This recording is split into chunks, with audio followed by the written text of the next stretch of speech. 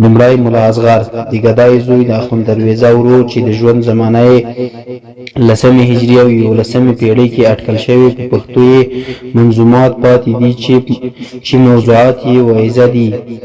ووریارانو نبی ناز په جماعت وو، جبرائیل وو پرې راغلی لکه خدایه پرې رحمت وو. دوم کریمداد د اخوند درویزه زوی اصلي نوم یې عبدالکریم دی او په کریمداد شهرت لري. یو مشهور عالم او عارف سړی تیر شوی دی. په تصوف او سلوک کې د معرفت او حقیقت د اسرارو او رمزونو نه ډک بیانونه لري او د طریقت په سلسله کې د لوی لاس خاوند دی. اخوند کریمداد د اخوند درویزه 6 کتابونه ترتیب او تصحیح کړي.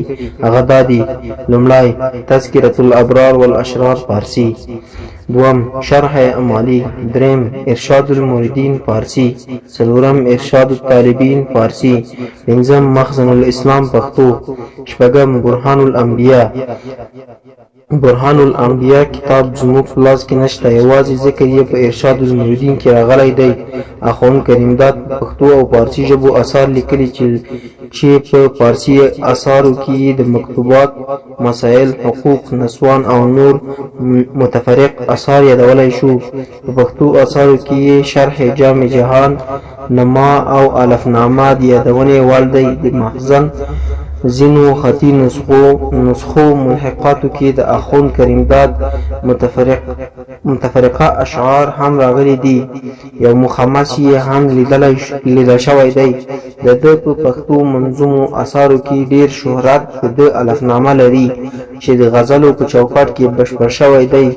دا الفنامه هنري ارزښتونه هم لري او فکري خوا یې هم درنه ده.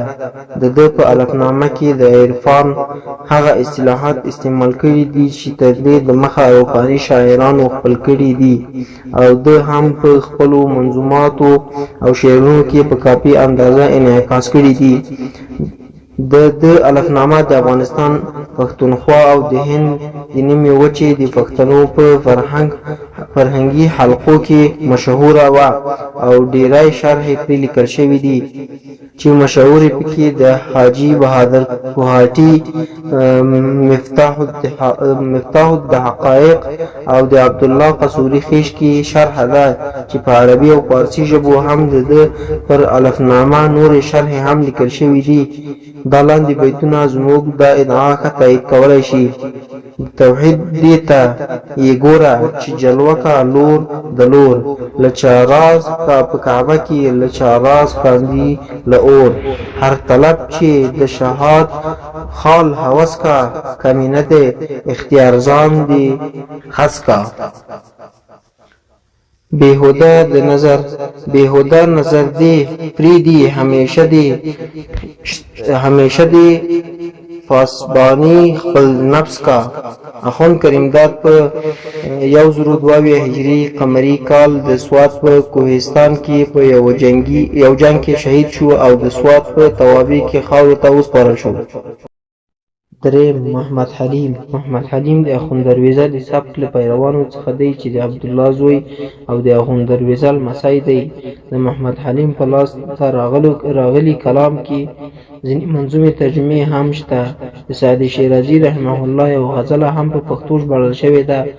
د عرفاني اشعارو نمونې د هغه په الفنامه کې لیدل کېږي چې ځینې برخې یې د مخزن په ملحقاتو کې خوندي دي. د ښاغلي هیوادمل په وینا د ده په عرفاني اشعارو کې هنري ارزښتونه د کریمداد تر اشعارو هم پرمختللي دي او هم یې نیم عروضي اشعار ویلي دي چې د ژوند زمانه یې د 11 هجري پیړۍ په دوران کې اټکل کېږي.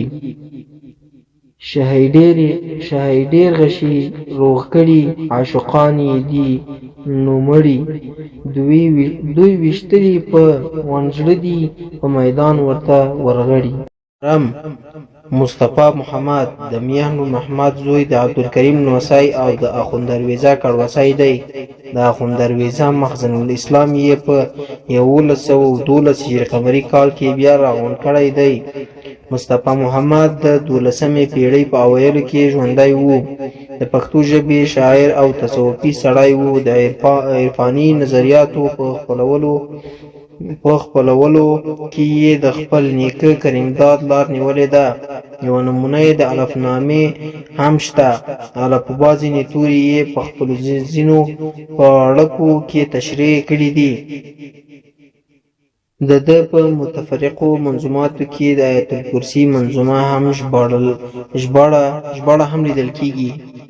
او د ده څو بیتونه لطیف لکه سورګل شه، د معنا په میوه پوه شه، په طاعت په پاڼو ګور شه، په بلا کې صبور شه، په نعمت کې شکر شه، ته له نفس له شیطان سره جنګ کړه.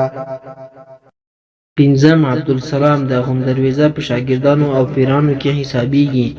د محمد زوی او د اخونددرویزه لمسی چې په پښتو یې ځینې اشعار ورڅخه راپاتې دي. ځینې نظمونه یې د مخزن په ځینو خطي نسخو کې شته. دا نظمونه شعریت نه لري او ځینې یې پر دیني اساساتو بنا دي. د ده څو بیتونه یو ویې به درته ووایم. د صدیق له بزرګۍ د رسول له جماعته، صدیق و سرحلقه د اولیاو، دغه لوخرۍ موندلې له رحمته. دوم عمر فاروق دی چې مکه یې کړه وزګاره له کافرو له بتانو په یګلخته. دریم عثمان ذوالنورین دی چې دستکاروان یې د خدای په رضا ایښی چې خبر شو د رسول له نبوته. څلورم یې مرتضی علي دی چې بدی په دل سور شو، دغه کافران یې مړه له هیبته. شپږم رحیمداد د ارواښاد عبدالحلیم اثر د څېړنې مطابق رحیمداد د مصطفی زوی او د اخونددرویزه کړوسی دی. د اشعارو هنري خوا یې ډېره درنه ده. ځینې مدحیه اشعار یې د اسلام ستر پیغمبر حضرت محمد مصطفی صلی الله علیه وسلم ستاینه کې ویل شوي دي. په 1146 هجري قمري کال وفات شوی او د سوات په سلامپور کې خاورو ته سپارل شوی. ستر شیرین اسم دیجار شم محمده، سرفراز دی په دیدار شم محمده. سعادت د دواړو کونو زمادا دی که د خاورې د دربار شم محمده. ستا ثنا به د لویي ویلی نشم که بلبل دی د سهار شم محمده. ستا له جامه جرعه راکړه چې نوش کړم، سر تر پایه به خمار شم محمده.